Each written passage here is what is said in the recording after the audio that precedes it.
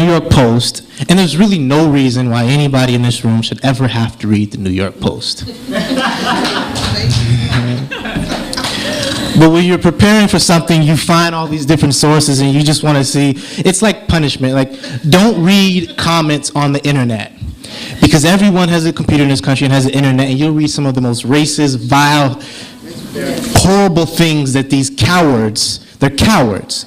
Because as long as you're anonymous and you can't get your ass kicked for talking shit, you can put anything on there and talk tough and say, oh, I'll do this and that, but nobody really knows who you are, where you are.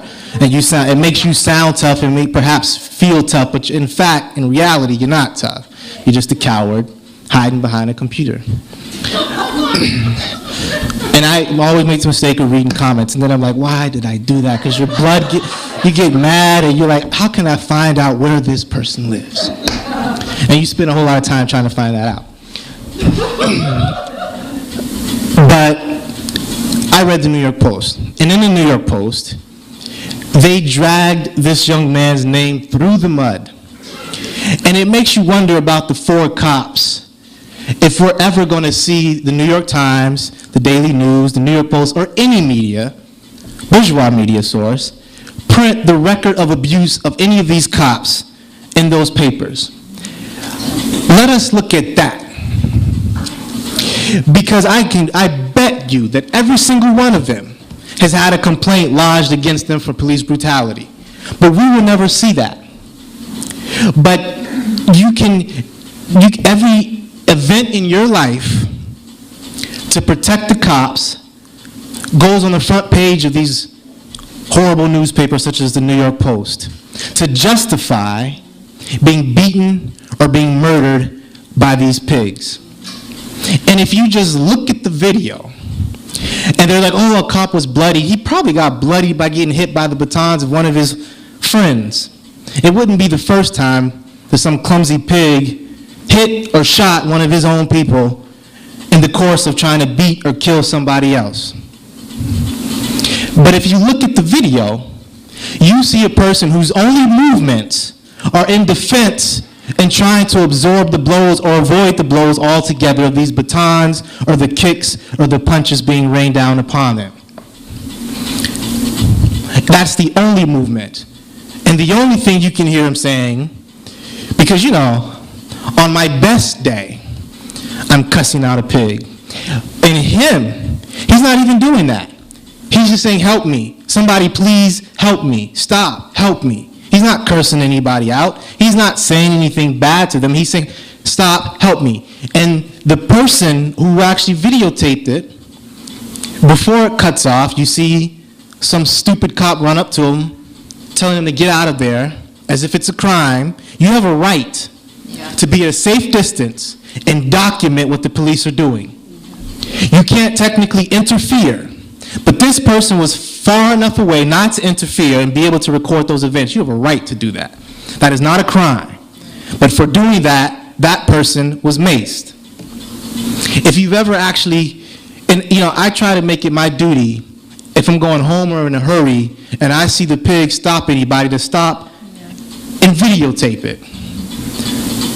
Or if you don't have a phone that can record video, to take some still images, record the license plate number of the police, and record the squad car number.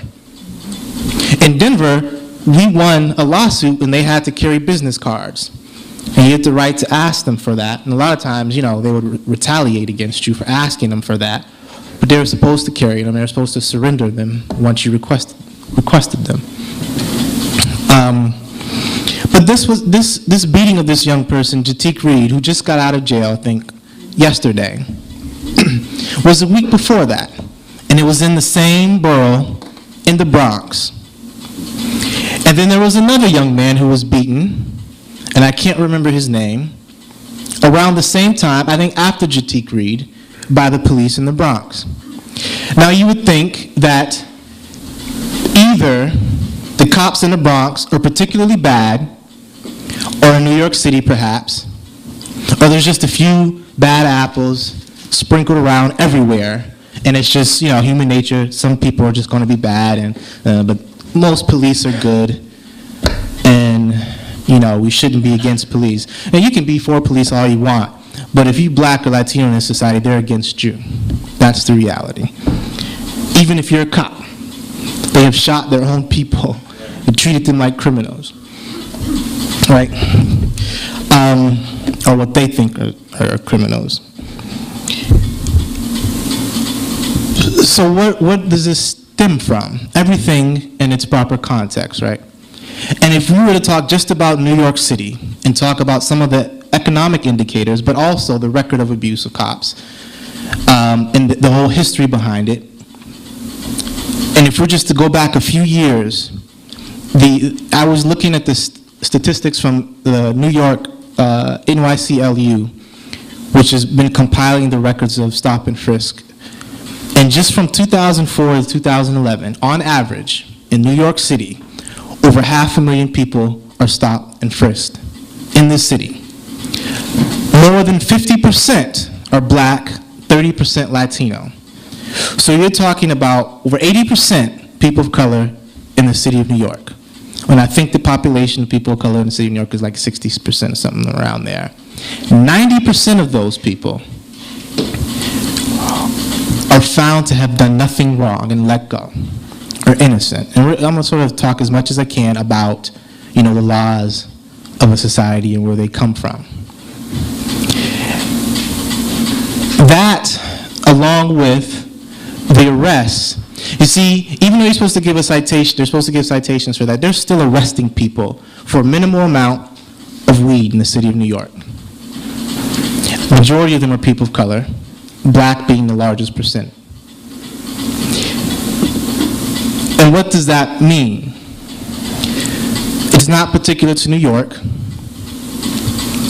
It's particular to U.S. capitalist society. And it springs from the racism that is inherent in any capitalist society, but in particular this one, and the whole history of oppression, slavery, genocide of people of color in this country. And some people think that the dream and the things that we fought for in the 60s, that Barack Obama encompasses all of that. It's part of it. It is a right of black people to have a president who looks like them. But the fact of the matter is that he is an imperialist president who's overseeing the imperialist capitalist state. That's his job, and that's why he was chosen, in fact. Politically, he was a moderate. The dream and what was fought for and what people died for was for dignity and our rights as human beings in this society. And it is shown since the destruction of the black liberation movement, we shouldn't say end, because that movement was crushed by the state, both wings of it, the more militant wing and the more moderate wing, were both crushed. And that's evident in the fact that they murdered Dr. Martin Luther King, just like they murdered Malcolm X, Fred Hampton, Mark Clark, Bunchy Carter, and the list goes on and on and on of people that they killed and locked up in their prisons for daring to fight against this brutal system. But these everyday crimes of police brutality, such as the murder of this young brother and the damage that it has done to a community of people, and specifically to his young 6-year-old little brother, a little kid who should be able to go and learn the lessons that we learn from our older siblings who teach us certain things about going into high school, and he won't get that. I mean, he has an older sister and I think a few other siblings, but he won't get that from Ramarley. That is lost to him forever.